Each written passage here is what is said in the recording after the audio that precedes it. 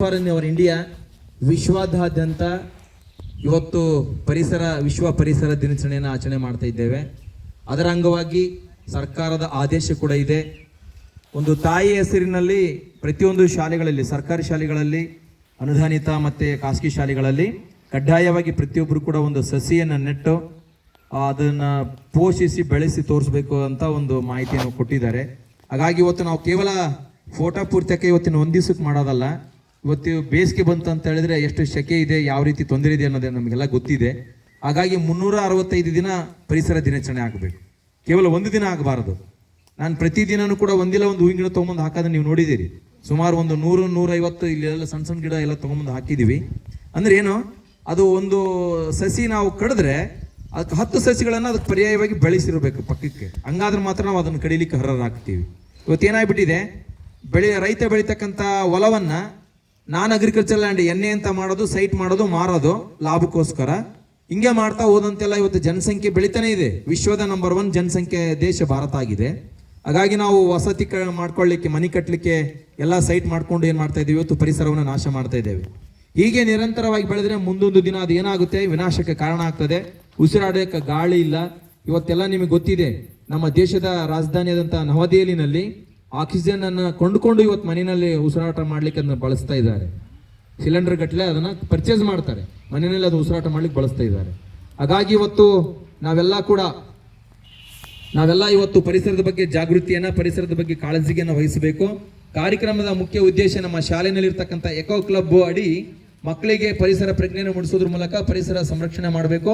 ನಾವೆಲ್ಲರೂ ಕೂಡ ನಮ್ಮ ಮನೆಯಲ್ಲಿ, ಶಾಲೆಯಲ್ಲಿ ಶಾಲಾ ಪರಿಸರವನ್ನ, ಮನೆ ಪರಿಸರವನ್ನ, ಮನೆ ಹಿತ್ತಲನ್ನು ನಾವು ಬೆಳೆಸೋದ್ರ ಮೂಲಕ ಪರಿಸರವನ್ನು ಉಳಿಸಿ ಬೆಳೆಸುವಂತಹ ಜವಾಬ್ದಾರಿ ಮಕ್ಕಳಿಗೆ ಬರಬೇಕು ಅನ್ನೋ ಜಾಗೃತ ಮಾಹಿತಿಗೋಸ್ಕರನೇ ಇವತ್ತು ನಮ್ಮ ಶಾಲೆಯಲ್ಲಿ ಒಂದು ವಿಶ್ವ ಪರಿಸರ ದಿನಾಚರಣೆಯನ್ನ ಈ ಎಕೋ ಕ್ಲಬ್ ಅಡಿನಲ್ಲಿ ನಾವು ವಿಶೇಷವಾಗಿ ಸುಮಾರು ಇವತ್ತು 5 ಗಿಡಗಳನ್ನು ನೆಡೋದ್ರ ಮೂಲಕವಾಗಿ ನಾವು ಒಂದು ಪರಿಸರ ಸಂದೇಶವನ್ನ ನೀಡುವಂತ ಪ್ರಯತ್ನವನ್ನ ನಮ್ಮ ಶಾಲೆಯ ಮುಖ್ಯ ಗುರುಗಳಾದಂಥ ನಮ್ಮ ಕಡ್ಲಿ ಗುರುಬಸವರಾಜ್ ಸರ್, ಮತ್ತೆ ವಿಜ್ಞಾನ ಶಿಕ್ಷಕ ದಿವಾಕರ್ ಸರ್, ನಮ್ಮೆಲ್ಲ ಮತ್ತೆ ಕನ್ನಡ ಸರ್ ಆದಂಥ ನಮ್ಮ ರುದ್ರಮುನಿ ಸರ್, ಹೀಗೆ ಎಲ್ಲರೂ ಕೂಡ ನಾವೆಲ್ಲ ಸೇರಿ ಏನಂದ್ರೆ ನಮ್ಮ ಶೇಖ್ ಅಹಮದ್ ಸರ್ ಕೂಡ ಈಗ ತರಗತಿನಲ್ಲಿ ಇದ್ದಾರೆ, ಬರ್ತಾ ಇದ್ದಾರೆ, 10ನೇ ತರಗತಿಯಲ್ಲಿ ಇದ್ದಾರೆ. ಯಾಕಂದ್ರೆ ಇವತ್ತು ಮಕ್ಕಳಿಗೆ ಆಂತರಿಕವಾಗ್ಲಿ ಬಾಹ್ಯವಾಗಿ ಆಗ್ಲಿ ಪರಿಸರ ಪ್ರಜ್ಞೆ ಮೊದಲು ಬೇಕು.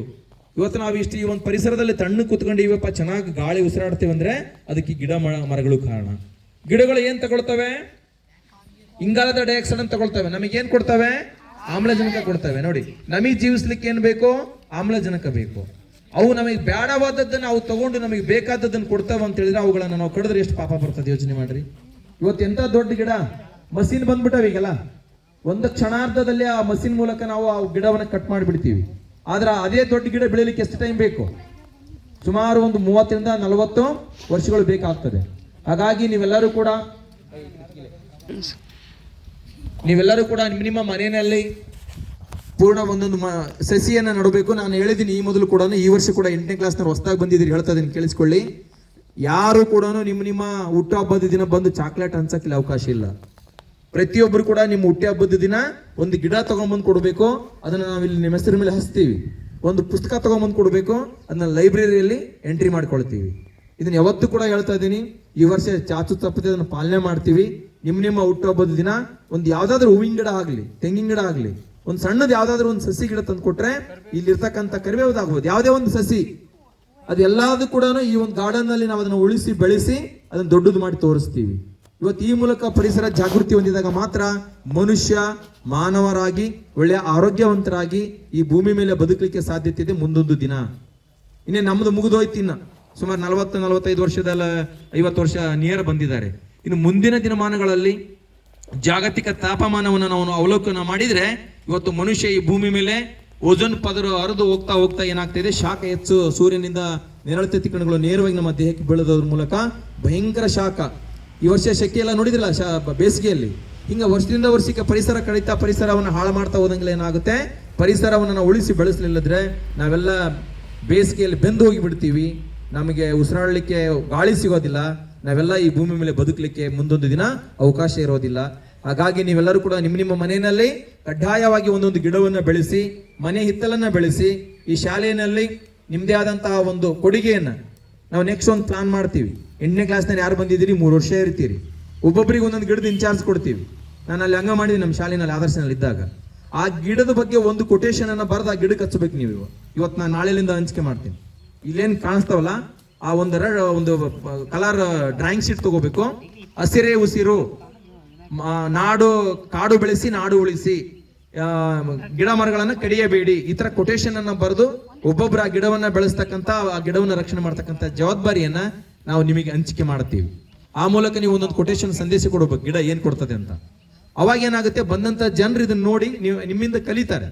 ಇಂತಹ ಜಾಗೃತಿ ಅಭಿಯಾನ ಆದಾಗ ಮಾತ್ರ ಈ ಸುಂದರ ವನವನ್ನು ನಾವು ಉಳಿಸಿ ಬೆಳೆಸಲಿಕ್ಕೆ ಸಾಧ್ಯತೆ ಆಗ್ತದೆ ಅಂತ ಹೇಳ್ತಾ, ತಾವೆಲ್ಲರೂ ಕೂಡ ವಿದ್ಯಾರ್ಥಿಗಳ ದೇಶದಲ್ಲಿ ಮೊದಲು ಒಳ್ಳೆಯ ವಿದ್ಯಾರ್ಥಿಗಳಾಗೋದ್ರ ಜೊತೆಗೆ ಪರಿಸರವನ್ನು ಉಳಿಸುವಂತಹ, ಪರಿಸರವನ್ನು ಬೆಳೆಸುವಂತಹ, ಪರಿಸರದ ಬಂತಹ ಮಕ್ಕಳು ನೀವು ಆದಾಗ ದಿನದ ಇದೇನು ಪ್ರಬಂಧ ಸ್ಪರ್ಧೆ, ಕ್ವಿಜ್ ಮಾಡೋದಾಗ್ಬೋದು, ಭಾಷಣ ಸ್ಪರ್ಧೆ ಏರ್ಪಾಡು ಮಾಡೋದು, ಇವೆಲ್ಲವೂ ಮುಖ್ಯ ಉದ್ದೇಶನೇ ಅದು. ನಿಮ್ಮಲ್ಲಿ ಪರಿಸರ ಪ್ರಜ್ಞೆ, ಪರಿಸರ ಜಾಗೃತಿಯನ್ನು ಬೆಳೆಸಬೇಕಂತಕ್ಕಂಥ ಉದ್ದೇಶ ನಮ್ಮ ಶಾಲೆಯ ಎಕೋ ಕ್ಲಬ್ ಆಗಿದೆ ಅಂತ ಹೇಳ್ತಾ, ಈ ಒಂದು ಕಾರ್ಯಕ್ರಮದಲ್ಲಿ ಅಧ್ಯಕ್ಷ ಸ್ಥಾನವನ್ನ ವಹಿಸಿಕೊಂಡಿರ್ತಕ್ಕಂಥ ನಮ್ಮ ಕಡ್ಲಿ ಗುರುಬಸರ ಸರ್, ನಮ್ಮ ಶಾಲೆಯ ಹಿರಿಯ ಶಿಕ್ಷಕರು, ಅವರು ಕೂಡ ಈ ಒಂದು ಕಾರ್ಯಕ್ರಮದಲ್ಲಿ ಇದ್ದಾರೆ. ಅವರು ಇವತ್ತು ಈ ಒಂದು ಕಾರ್ಯಕ್ರಮವನ್ನು ಬಹಳ ಯಶಸ್ವಿಯಾಗಿ ನೆರವೇರಿಸಿಕೊಟ್ಟಿದ್ದಾರೆ. ಅವರು ಈ ಒಂದು ಕಾರ್ಯಕ್ರಮವನ್ನು ಉದ್ದೇಶಿಸಿ ಅಧ್ಯಕ್ಷೀಯ ಭಾಷಣ ಮಾಡಬೇಕಂತ ಅವರಲ್ಲಿ ವಿನಂತಿಯನ್ನ ಮಾಡ್ತಾ ಇದ್ದೀನಿ ಸರ್.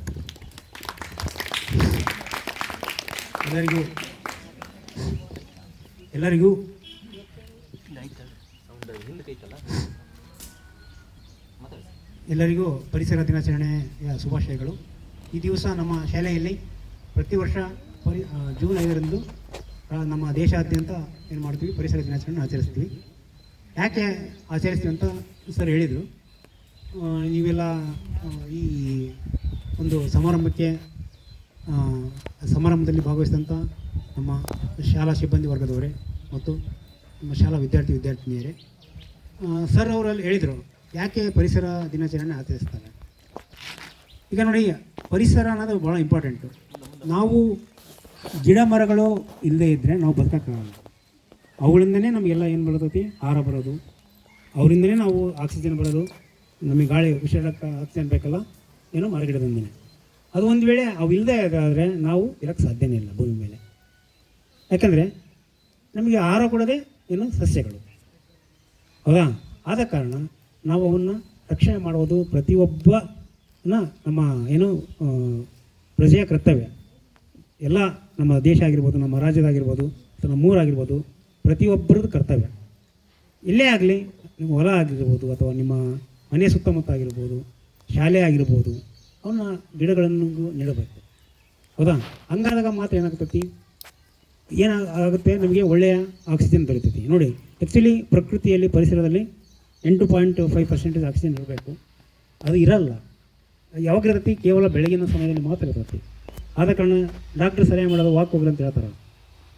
ಯಾವ್ದಾದ್ರು ಏನಾದರೂ ಈಗ ಆರಾಮಿಲ್ದವ್ರಿಗೆ ಅಥವಾ 40-50 ವರ್ಷ ಮಂದಿ ಕಾಯಿಲೆಗಳು ಬರ್ತಾವಲ್ಲ, ಅದಕ್ಕೆ ವಾಕ್ ಮಾಡಿರಿ. ಹೃದಯದ ಕಾಯಿಲೆಗಳಾಗಿರ್ಬೋದು, ಬೇರೆ ಬೇರೆ ಕಾಯಿಲೆಗಳಿಗೆ ವಾಕ್ ಮಾಡಿ ಅಂತ ಯಾಕೆ ಹೇಳ್ತಾರೆ ಅಂದರೆ, ಅದು ಬೆಳಗಿನ ಸಮಯದಲ್ಲಿ ಅವಾಗ ಆಕ್ಸಿಜನ್ ಚೆನ್ನಾಗಿರ್ತೈತೆ, ಅದು ಕ್ವಾಲಿಟಿ ಆಕ್ಸಿಜನ್ ಇರ್ತೈತಿ.